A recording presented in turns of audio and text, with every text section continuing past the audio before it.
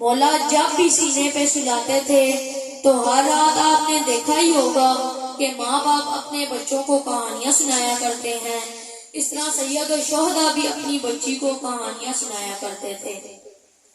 ایک دفعہ شام میں کسی عورت نے بی بی سکینہ کی طرف صدقہ پھینکا، کہا کھا لینا اور میرے بچوں کے لیے دعا کرنا۔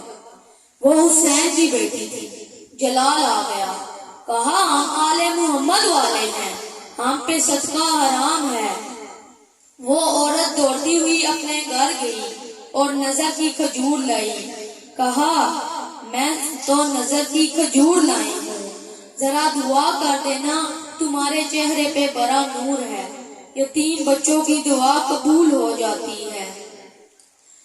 بی بی سکینہ نے کہا، اپنے چھوٹے چھوٹے ننھے ننھے ہاتھ اٹھائے اور کہا کھجور بعد میں کھاؤں گی، پہلے بتا دعا کیا ہے؟ اس نے کہا 3 دعائیں ہیں۔ پہلی دعا کہ میرا شوہر سفر پہ گیا ہے تجارت کے لیے، دعا کرنا خیر سے واپس آ جائے۔ دوسری دعا کہی، پھر تیسری دعا کہی۔ پتہ ہے تیسری دعا کیا کہی؟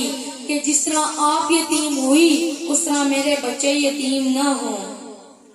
بچی کو جلال آ گیا، کہا پھوپھی اماں، میرے بابا جب بھی مجھے سینے پہ سلاتے تھے نا تو ہر رات کہانیاں سنایا کرتے تھے۔ میرے بابا مجھے انبیاء کی کہانیاں سنایا کرتے تھے۔ میرے بابا نے مجھے ایک کہانی سنائی تھی حضرت صالحہ کی۔ میرے بابا نے مجھے کہا تھا کہ اللہ تعالیٰ نے حضرت صالحہ کا قرآن پاک میں بھی ذکر کیا ہے۔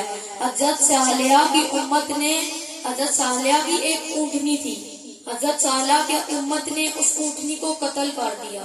اللہ تعالیٰ نے اس اونٹنی کو ایک بچہ دیا تھا۔ ایک دفعہ وہ بچہ پہاڑ پر چڑھ گیا، روتا روتا سر اٹھایا، کہا اے پروردگارا اس امت پر عذاب نازل کر دے، اس نے میری ماں کو مارا ہے۔